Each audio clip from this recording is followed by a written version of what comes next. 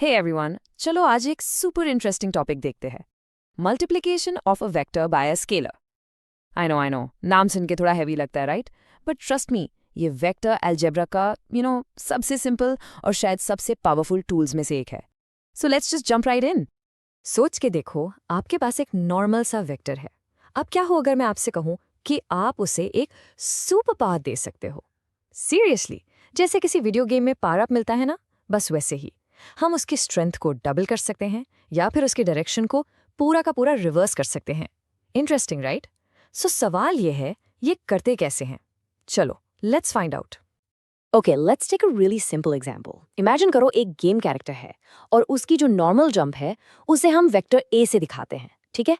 अब गेम में level up करना है, हमें एक सुपर जंप चाहिए, एक ऐसी जंप जो अचानक से डबल पावरफुल हो। तो हम क्या करेंगे?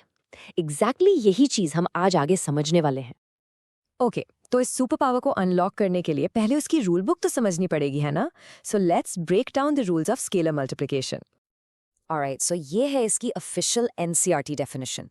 देखे डरो मत, it's super simple. Let's break it down together.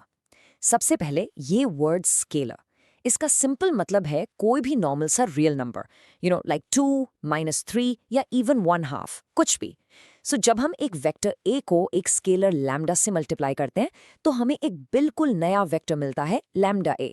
और इस नए वेक्टर की ना बस 3 इंपॉर्टेंट प्रॉपर्टीज हैं जो आपको हमेशा याद रखनी है। पूरा का पूरा कॉन्सेप्ट बस इन 3 सिंपल इफेक्ट्स में आ जाता है। देखो, स्टेप 1, मैग्नीट्यूड चेंज होता है, मतलब वेक्टर की लेंथ बदल जाती है। कितनी? Simple, the absolute value of lambda, उसको ओरिजिनल लेंथ से मल्टीप्लाई कर दो, दैट्स इट।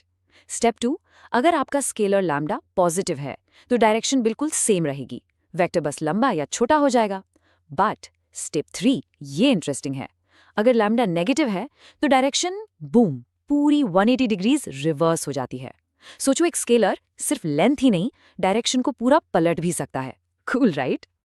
चलो इसको अपने गेम वाले एग्जाम्पल पे अप्लाई करते हैं। याद है हमारा जंप वेक्टर ए? अगर हम उसे 2 से मल्टीप्लाई करते हैं, एक पॉजिटिव स्केलर, तो हमें मिलता है 2a, मतलब double the length but same direction. ये लो, बन गया हमारा सुपर जंप, ऑसम। लेकिन व्हाट इफ हम उसे -2 से मल्टीप्लाई करें? तो हमें मिलता है -2a। अब देखो, लेंथ अभी भी डबल है क्योंकि हम एब्सोल्यूट वैल्यू लेते हैं, राइट? बट द डायरेक्शन पूरी की पूरी ऑपोजिट। ये तो बूमरैंग जंप जैसा हो गया।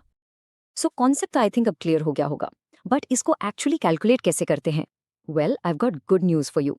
ये एक्चुअली वेक्टर एडिशन से भी ज्यादा आसान है, सीरियसली। चलो इसका स्टेप बाय स्टेप प्रोसेस देखते हैं। देखो, इसका रूल इतना सिंपल है, इसका नाम है कंपोनेंट वाइज मल्टीप्लिकेशन। फैंसी नाम है, बट इसका मतलब बस इतना सा है कि आप उस स्केलर लैम्डा को वेक्टर के हर एक कंपोनेंट से, मतलब आई वाले से भी, जे वाले से भी और के वाले से भी, तीनों से इंडिविजुअली मल्टीप्लाई कर दो। बस, it's that simple, just distribute it. Okay, let's see this in action. मान लो हमें वेक्टर ए दिया है और हमें फाइंड करना है 3a, ठीक है? सो स्टेप 1, हम इस 3 को अंदर ले जाकर हर कंपोनेंट से मल्टीप्लाई करेंगे। तो i कंपोनेंट के लिए हो जाएगा 3 × 2, j कंपोनेंट के लिए हो जाएगा 3 × 1 और k कंपोनेंट के लिए हो जाएगा 3 × -4। Got it? अब स्टेप 2, बस इनको कैलकुलेट कर लो। So we get 6i cap plus 3j cap और -12k cap, and there you have it. हो गया, सिंपल, राइट? ओके, एक मिनट, यहाँ पे ना एक बहुत कॉमन मिस्टेक है जो स्टूडेंट्स करते हैं, and I want you to avoid it. देखो, जल्दी जल्दी में क्या होता है कि लोग स्केलर को सिर्फ पहले वाले कंपोनेंट से मल्टीप्लाई कर देते हैं और बाकी जे और के को भूल जाते हैं। प्लीज ये मत करना। याद रखो, ये पावर अप पूरे वेक्टर के लिए है, सिर्फ उसके एक पार्ट के लिए नहीं। So always multiply with I, J and के, तीनों के साथ। ऑलराइट, अब जब हमें बेसिक कैलकुलेशन आ गई है, let's look at a special application of this. Scalar multiplication हमें एक तरह का सीक्रेट वेपन देता है और इसका नाम है द यूनिट वेक्टर। चलो देखते हैं ये क्या चीज़ है और ये इतना यूजफुल क्यों है। So what is a unit vector? इसको हम a कैप से लिखते हैं और ये एक ऐसा स्पेशल वेक्टर है जिसका मैग्नीट्यूड हमेशा एग्जैक्टली 1 होता है, हमेशा। तो इसका पॉइंट क्या है? वेल, इसका काम है हमें किसी भी वेक्टर की प्योर डायरेक्शन देना। ये उसकी लेंथ वाले पार्ट को हटा देता है और हमें सिर्फ डायरेक्शन बच जाती है। और इसको निकालने का formula super simple, just take the original vector और उसको उसके अपने मैग्नीट्यूड से डिवाइड कर दो, दैट्स इट। और पता है, इस कॉन्सेप्ट से एक बहुत ही कॉमन एग्जाम क्वेश्चन बनता है। मान लो आपसे पूछा गया कि वेक्टर ए की डायरेक्शन में एक नया वेक्टर बनाओ जिसका मैग्नीट्यूड हो लेट्स से 7, तो आप क्या करोगे? सिंपल, ये 2 स्टेप प्रो मूव यूज करो। स्टेप 1, पहले यूनिट वेक्टर निकाल लो, इससे आपको प्योर डायरेक्शन मिल गई। स्टेप 2, अब इस प्योर डायरेक्शन वाले वेक्टर को आपको जो भी मैग्नीट्यूड चाहिए, इस केस में 7, उससे मल्टीप्लाई कर दो एंड यूर डन, आपका कस्टम वेक्टर रेडी है। Okay, moving on to the final application for today, the collinearity test. ये एक super useful, simple test है ये चेक करने के लिए कि क्या दो वेक्टर्स एक ही लाइन पर है या कह लो एक दूसरे के पैरेलल हैं। So, the question is simple. अगर मैं आपको 2 वेक्टर्स दे दूं, A और B, तो आप कैसे प्रूव करोगे कि वो कोलिनियर है? इसके लिए कोई टेस्ट है? Yes, absolutely. और ये टेस्ट सीधा स्केलर मल्टीप्लिकेशन से ही निकल के आता है। And the rule is this, 2 vectors A और बी तभी कोलिनियर होते हैं जब एक वेक्टर दूसरे का बस एक स्केलर मल्टीपल हो। मतलब अगर आप कोई ऐसा नंबर लैम्डा ढूंढ पाओ जिससे ए को मल्टीप्लाई करके बी मिल जाए, तो कॉन्ग्रेचुलेशंस, दे आर कोलिनियर।